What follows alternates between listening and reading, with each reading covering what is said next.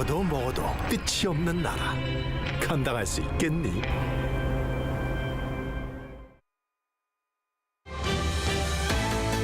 Coming up on Arirang News.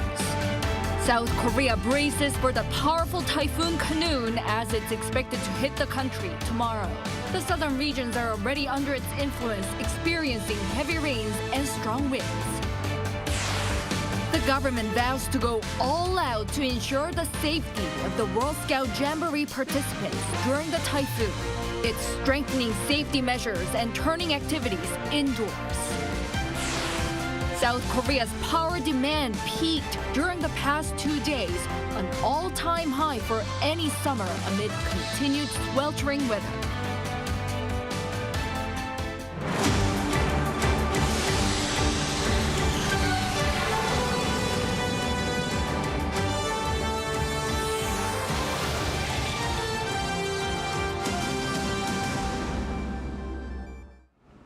Good evening. It's 9 p.m. here in Seoul. Thank you for joining us on Arirang News. We start with the powerful Typhoon Khanun rapidly approaching South Korea. Southern parts of the country are already under its influence as it's set to make landfall on the peninsula soon. For more, we have our Lee Seung-min standing by at the Weather Center. So Seung-min, tell us more. Well, Jiyoung, in terms of the current trajectory, the sixth typhoon of the season, Typhoon Khanun, is currently heading towards South Korea. As you can see, the eye of the typhoon is very distinct and it has gotten bigger over time. This means that it has gained more strength while moving towards the north. Khanun is forecast to make landfall on the south coast tomorrow at around 9 a.m. When Khanun reaches South Korea, its central pressure is set to reach 970 hectopascals. Its intensity will also remain in the strong category after it may possibly pass through the Seoul metropolitan area. If Typhoon Khanun does proceed as the current forecast, it will mark as the first typhoon to enter the country from its southern end and travel vertically across the Korean peninsula since 1951. And rain has already begun for some regions. In fact, a heavy rain advisory is currently in place for parts of Gangwon-do and Gyeongsang-do provinces. Typhoon alerts are also issued for Jeju Island and the surrounding waters. Typhoon Khanun will bring torrential downpours until Friday. As for the overall amount of rainfall, eastern Gangwon-do Province will see severe downpours of up to 600 millimeters. Gyeongsang-do Province can expect up to 400. Western regions, including here in the Seoul metropolitan area and Chungcheong-do provinces, will see up to 200 millimeters. For the next few days, please take extra precautions against landslides and flooding. Back to you, Jiyoung. Well, thank you, Seung-min, for that. We'll check back in with you in a little while. And as we've just heard, Typhoon Khanun is expected to make landfall on South Korea tomorrow morning. Our Song Yu-jin reports from one of the areas that's already experiencing the effects of this powerful storm. With Typhoon Khanun looming, southern regions of South Korea have been grappling with relentless rainfall and powerful gusts since Wednesday morning. They've gotten stronger throughout the day as the typhoon edges closer, prompting authorities to issue heavy rain and strong wind alerts. So I'm in the southeastern port city of Pohang, Gyeongsangbuk-do Province, where already the effects of Typhoon Khanun can be felt. In fact, right now, it's hard for me to even stand still in one place due to how strong the winds are. The entire nation is on high alert as even heavier rains and stronger winds are expected after the typhoon's anticipated landfall on Thursday morning, especially as last year's typhoon hynix took away the lives of 11 people. In Pohang, authorities are remaining extremely vigilant as hynix resulted in the loss of 9 lives in this area alone, including 7 caused by a flooded underground parking lot. More than 500 individuals residing in flood or landslide-prone areas in the city have evacuated their homes, with an additional evacuation order issued by the local government earlier on Wednesday afternoon. Flood barriers and sandbags have been positioned to divert water away from the buildings. Boats have been secured to their docks to minimize damage. All domestic flights departing from or arriving in Jeju Island after Wednesday 6:40 p.m. have been canceled. Dozens of sea routes, roads, and hundreds of hiking trails have been closed off. local governments are inspecting facilities susceptible to flooding, including underpasses, reservoirs, as well as outdoor billboards and traffic signs, which could collapse due to strong winds. People are strongly advised to stay away from coastal areas as well as regions vulnerable to landslides, rockfalls, and electrocution hazards, such as construction sites and telegraph poles. 송유진, 아리랑 뉴스, 포항. Typhoon Khanun is on a trajectory that hasn't been witnessed in over 7 decades, as it's set to travel the length of the Korean peninsula. And its slow speed could potentially lead to significant damage across the country. Here's our Shin Se-byuk with the report. Typhoon Khanun, the sixth named storm of the season, appears to be posing a significant threat to South Korea. Khanun, with the categorization of a strong typhoon, is projected to travel along the central region of the Korean peninsula, a path that hasn't been observed in over 70 years. This typhoon is taking an unprecedented path toward our country. Typhoons have almost never made landfall on the southern coast and then continued on a northward trajectory like this. The typhoon is expected to make landfall on the southern coast of Gyeongsangbuk-do Province on Thursday morning. According to the Korea Meteorological Administration, rainfall will be accompanied by powerful gales with wind speeds of over 33 meters per second, forceful enough to blow trains over. Then it is forecast to continue directly towards the capital region through early Friday morning. What could make it even worse is Khanun is moving at a slow pace. It's moving slowly. Due to its sluggish speed, it will have an extended impact on South Korea. When Khanun reaches Jeju-do Island, its speed is anticipated to be around 18 kilometers per hour. This is half the average speed of 30 to 40 kilometers per hour that a typhoon usually moves at. Khanun's speed resembles that of Typhoon Rusa back in 2002, which is the most powerful tropical storm to have hit South Korea so far. Rusa crossed the Korean peninsula at a speed of about 20 kilometers per hour for approximately 21 hours, leaving nearly 250 dead or missing and causing over 5 trillion won in property damage. For Khanun, it is expected to move along the peninsula for about 36 hours, raising significant concerns about the potential for enormous damage. Lastly, a major concern arises from the fact that the entire country falls within the direct impact zone of the typhoon.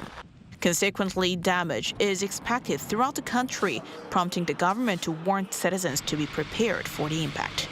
Shin Se-byuk, Arirang News. The South Korean government vows to go all out to ensure the safety of the World Scout Jamboree participants during the typhoon. It's strengthening safety measures and turning activities indoors. Our Lee Si-hoo tells us more. The Ministry of the Interior and Safety is strengthening preventative measures to ensure the safety of participants in the 25th World Scout Jamboree as Typhoon Khanun approaches the Korean peninsula. This was according to Interior Minister Lee Sang-min at a press briefing in Seoul on Wednesday. The ministry is scaling up preventive patrols to spot potential hazards such as flooding, landslides, and rockfalls near accommodation sites for participants that are spread around the country. It is doing this by cooperating with regional administrations and the police and fire agencies. If the accommodation is likely to be directly impacted by the typhoon, the government will share real-time disaster information with the World Organization of Scout Movements. We'll also inform the Scout members of the weather situation and give them emergency instructions, and do our best to make sure they stay safe from the typhoon. This comes as all scouts had left the Saemangeum campsite by Tuesday evening and were placed in accommodation in different locations around the country. Since Wednesday morning, the scouts have been engaging in activities prepared by regional administrations. The activities include watching and taking part in a dance performance by the Han River, a visit to Hwasong Fortress, a World Heritage Site in Gyeonggi-do Province, and playing Korean traditional farm music or Pungmulnori in Jeollabuk-do Province.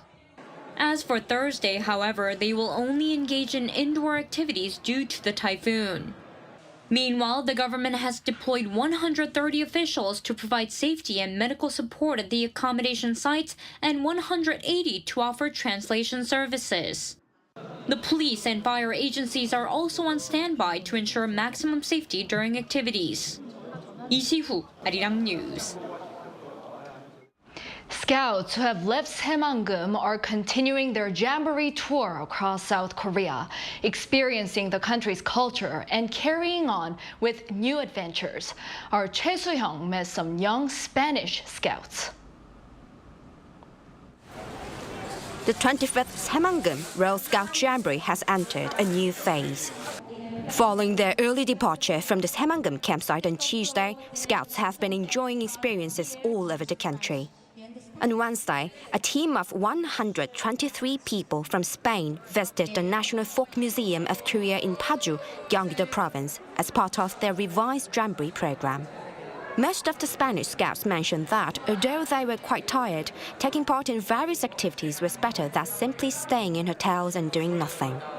I'm sad because I can't go with other countries, and that was the point of the Jamboree. But you know, we're happy because we're doing other activities. Here is just one choice, but it's okay. It's so nice that they could give us the choice to still doing activities and not just stay in the hotels doing nothing. One of the team members mentioned that a small night concert with other countries during the first week was his most memorable moment. I think that the first week it was a nice experience. My favorite experience was at night that they make like a little concert, and we go with people of other parts of the world, and we start like dancing different songs. We could ask the DJ to play different songs, and we learn like other culture songs. Despite the long journey to their new accommodation from the Saemangeum campsite, they expressed their gratitude to Korea for its hospitality. I really liked seeing the big signs with the Korean letters in the streets, like on the buildings and stuff. I didn't expect them to be that nice, but you're also really nice people. You're always there to help us, so I had a good time at Seoul. The team later said that while it's true the Saemangeum campsite was hot and many issues arose all at once, they viewed the Jamboree from a different perspective. Everything that I saw like in the press was very different as what I was seeing inside. People got used to it. We were doing the normal activities and everything. When we spoke with other leaders inside the Jamboree, they also had different realities, and they also didn't experience as many problems as we were seeing in newspapers or in TV. The scouts will continue their experiences nationwide until the end of the Jamboree on Saturday. Choi Soo-hyung, Arirang News, Paju. Now shifting gears, demand for electricity here is estimated to reach its highest so far on Monday and Tuesday, with both days exceeding the 100 gigawatt mark at one point for the first time ever. Our Park Gun-woo has more. South Korea has seen its highest power demand so far for this summer during the past 2 days. According to the Korea Power Exchange, the estimated average electricity use between 2 to 3 p.m. on Monday and Tuesday surpassed 100 gigawatts. This is the first time in history for the power demand to exceed this mark. Over the past few years, the country has continued to see increasing record power demand. After it topped 90 gigawatts for the first time in 2018, it reached almost 95 gigawatts last year, also breaking the peak of the previous year. An expert says this year's record high demand is due to the prolonged extreme weather.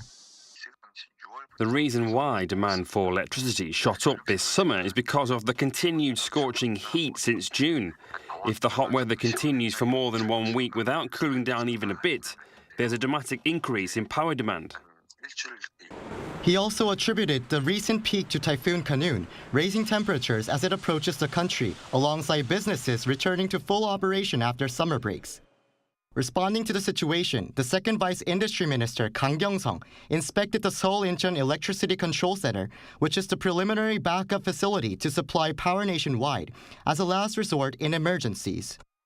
The ministry also announced that it will continue to run the emergency system until the end of the summer and prepare for Typhoon Khanun that is expected to travel the length of the Korean peninsula. Park Go-nu, Arirang News.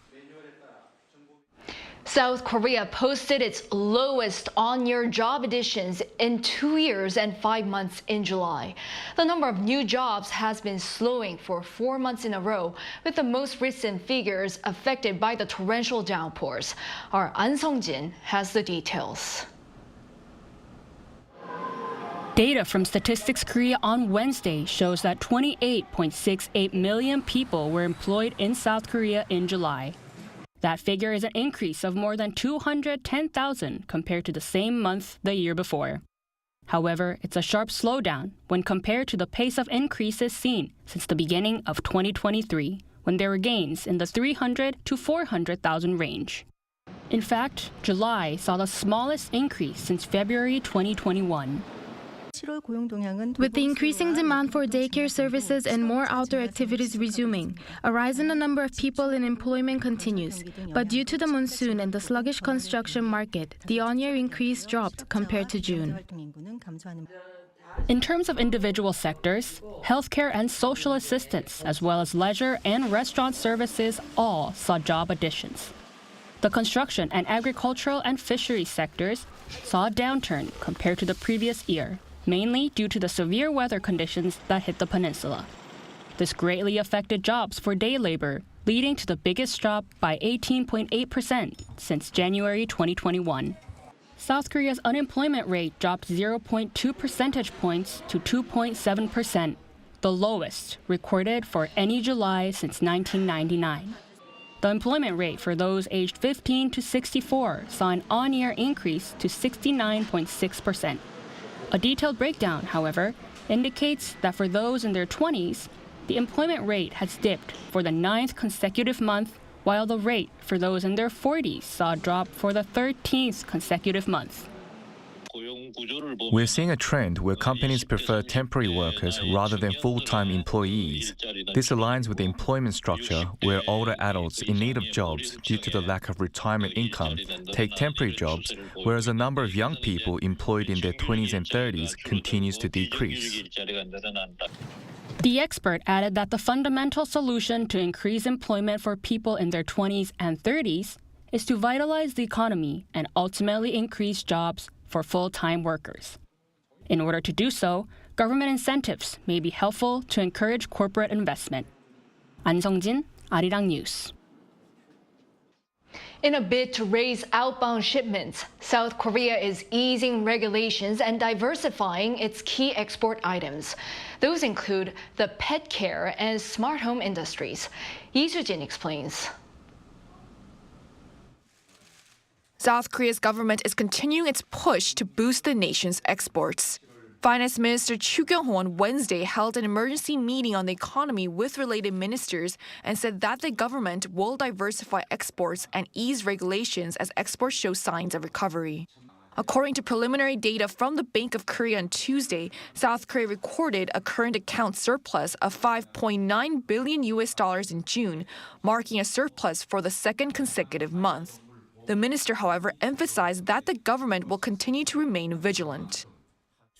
We plan to remain attentive given the uncertainties in the global economy, such as the potential delayed boost from China's reopening. One area that is set to receive increased support as part of plans to diversify export items is the pet care industry. The Agricultural Ministry announced during the emergency economic meeting that its goal is to more than triple the value of pet food exports from $149 million last year to $500 million in 2027. To do this, it plans to establish a more specific pet food classification system for the different types of pet food, as well as nutrients in the pet food to further set it apart from animal feed. The ministry will also expand safety evaluation and registration of raw materials to assist development in the pet food industry. The government is also aiming to increase exports of intelligent home systems. Intelligent home systems connect various home appliances such as lights and doors so that homeowners can control them all under one unified AI-based system. The Ministry of Science and ICT said that it plans to establish an internationally accredited laboratory in Korea by the end of the year to help intelligent home system companies compete in the global market. The government will also ease regulations at bonded warehouses where imported dutiable goods are stored to enhance exports in high-tech industries. The Korea Customs Service plans to allow companies to assemble, repair, and package in addition to storing items at these warehouses and also make it easier for local firms to obtain licenses to establish new bonded warehouses. 이수진, Arirang News. SK hynix, one of the world's leading memory chip makers, has unveiled a sample of its 321-layer 4D NAND flash memory chip. This marks the first in the world. Our Jung Eun-ju explains the significance. SK hynix, the world's second-largest memory chip maker, has showcased its progress in chip stacking technology by unveiling the industry's first NAND chips with more than 300 layers. At the Flash Memory Summit in Santa Clara, California on Wednesday, the South Korean company introduced a sample of its 321-layer four-dimensional NAND flash memory chip, a type of non-volatile storage technology that doesn't require power to retain data. The company added it will begin to mass produce them with a 1 terabyte capacity in the first half of 2025.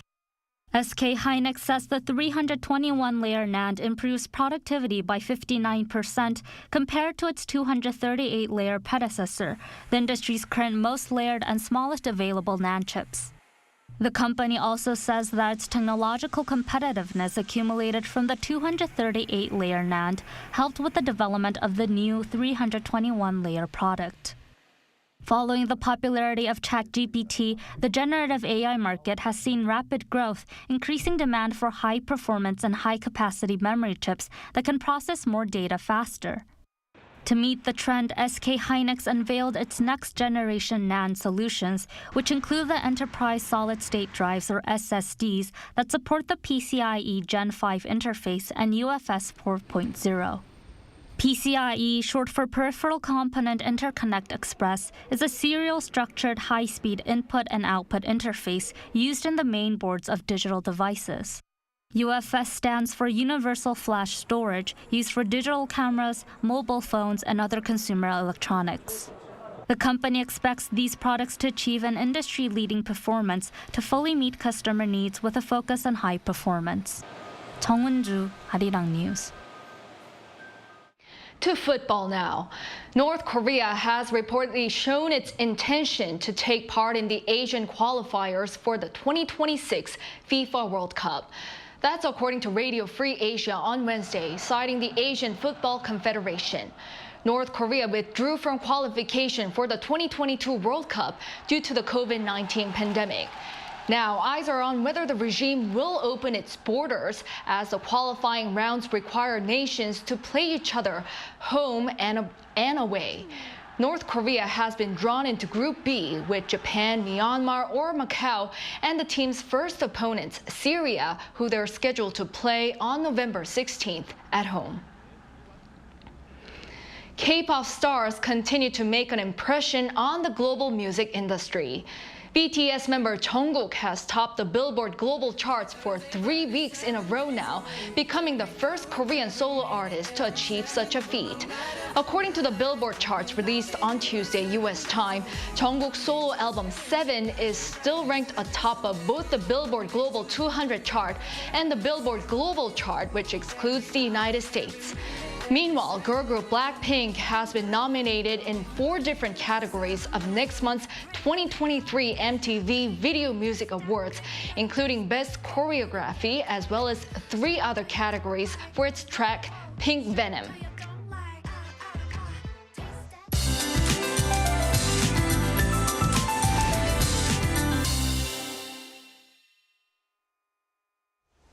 South Korea is now under the influence of the powerful Typhoon Khanun. If you take a look, aside from the Seoul metropolitan area, most of the country is covered by rain clouds. By tomorrow dawn, the capital region will see rain as well. With the help of the cold rain, overall temperatures will cool down nationwide. For central regions, temperatures will take a steep dive tomorrow. For Seoul, daytime highs will drop below the 30-degree mark at 27 degrees Celsius. Other regions such as Cheongju will also see a drastic drop in the readings. Along with the heavy rainfall nationwide, gusty winds will sweep across the country. For the south coast, in particular, gusty winds of up to 40 meters per second will sweep across the region. This is strong enough to flip over cars and even cut power lines. Please take extra precautions. Under rainy spells, Seoul and Daegu will be starting off at 25 degrees Celsius. Daytime highs won't be rising too much. Seoul will get up to 27, Daegu 29. Gyeongju and Busan will be topping out at 30 degrees. Until Friday, central regions, including here in Seoul, will see heavy downpours. That's all for now, and here are the weather conditions around the world.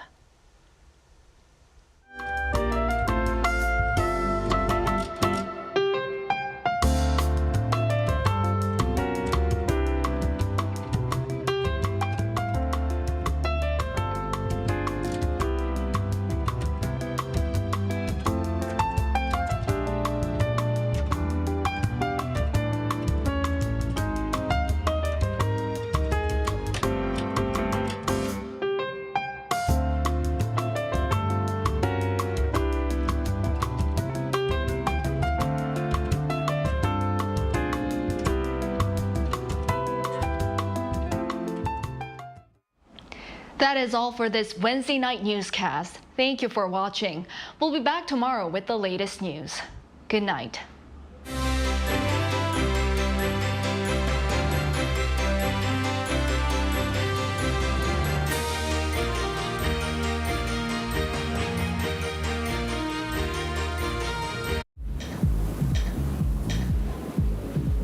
Welcome.